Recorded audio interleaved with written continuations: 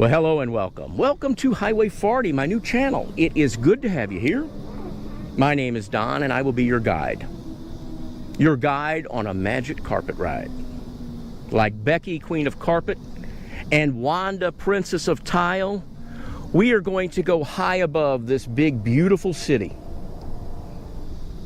You do know who Becky, Queen of Carpet, and Wanda, Princess of Tile are. Why, there is St. Louis, a stand musial, and toasted ravioli. Queen of Carpet, and I'm Wanda, Princess of Tile. And our stores, you'll there find we are, high above the city. And great selection. Flying on an affordably priced Berber, searching not for rooms that need to be redecorated, but for stories that need to be told. History stories. The sordid history. The red, raw, bleeding underbelly of this tremendously dangerous city.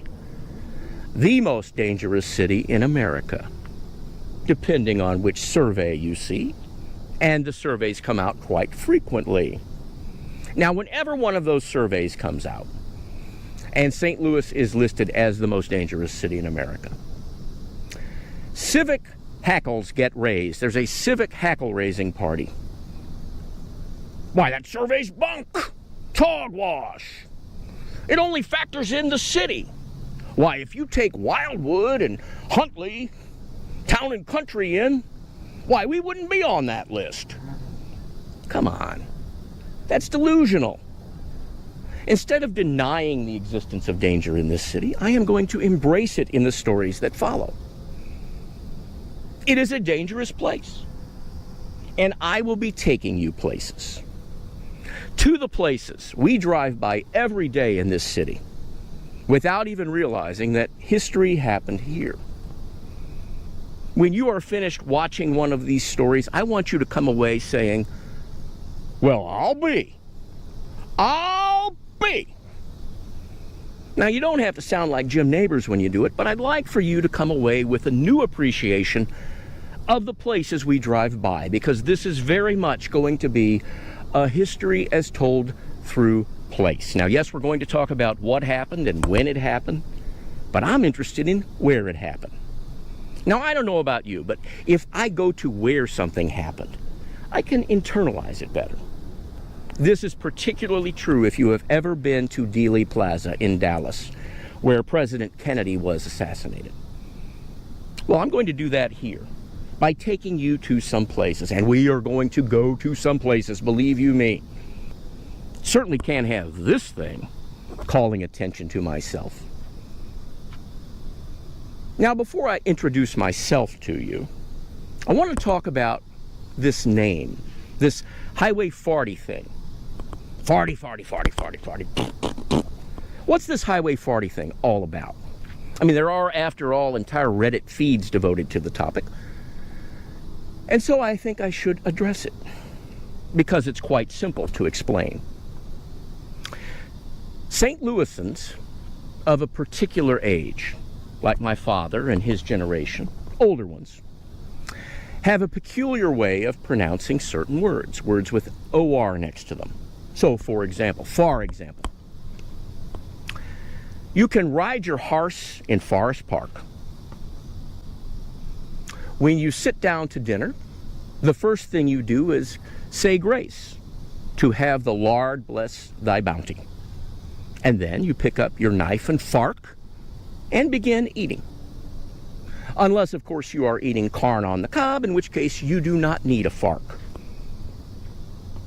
For 50 years or so, whenever you listen to a Cardinal baseball game, you heard Mike Shannon giving the scores of the New York Mets and the New York Yankees, owned by George Steinbrenner. But without a doubt, the dean of all of those is Highway Farty. US 40, the Great Connector Road. Hard to see at night, but it leads across the Poplar Street Bridge, through downtown, and beyond to the far western suburbs deep in St. Charles County, where the population center of St. Louis is rapidly expanding.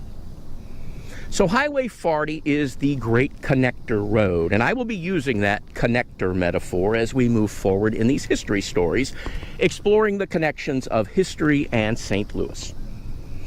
Now, some years ago, well, 1988, Highway Farty was redesignated, got a new name, made part of the interstate highway system of this country, and was redesignated as Interstate 64.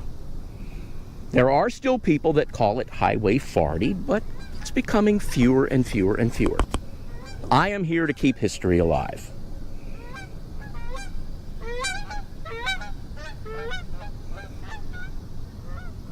Now, to explain a little bit about myself and my background, so you know who your guide is going to be on this. I was for 20 plus years in the television news business. Pretty much did everything in TV news. Writing, producing, anchoring, reporting was my main occupation. Mostly state government and local government. But I also covered a fair amount of crime. That's going to come in handy in the stories that I do for you. Now, I never worked in St. Louis, by the way. Worked all over the country, but never here in St. Louis. I would come home often to visit my father, who continued to live here. And then one day I got the phone call. The phone call. From my father's neighbor across the street. I didn't even know her. New people had moved in since I left.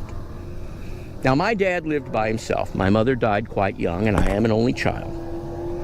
And the neighbor said, I think you need to come home. There is a problem that you need to see with your father. And so I took the very next flight out of National Airport back to St. Louis, and sure enough, she was right. We later learned it was Alzheimer's disease, and anyone that has ever taken care of a parent with Alzheimer's disease will know this. There comes a time when you cannot leave them. And so I put my news career on hold for a while I took care of my father, thinking that I would get back to it. Well, then a funny thing happened. As I was taking care of him in his older years, I too was getting older. That I had become a TV news dinosaur. And there are a lot of folks out there like me, TV news dinosaurs. And a lot of them, like me, looked down at the end of the line and said, you know, there were a lot of stories that I wished I had covered, but didn't get a chance to for whatever reason. Well, what's keeping me from doing it? That's what I said.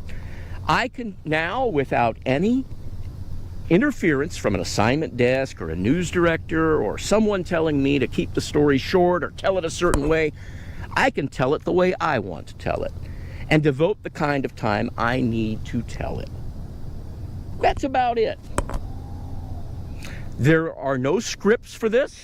I have nothing blocked out. In my experience, one story always leads to 3 or 4 more. So we are just going to go where the road takes us, where Highway Farty leads us. Thank you for joining me on the introduction. I am losing my light. I'll see you soon on the highway.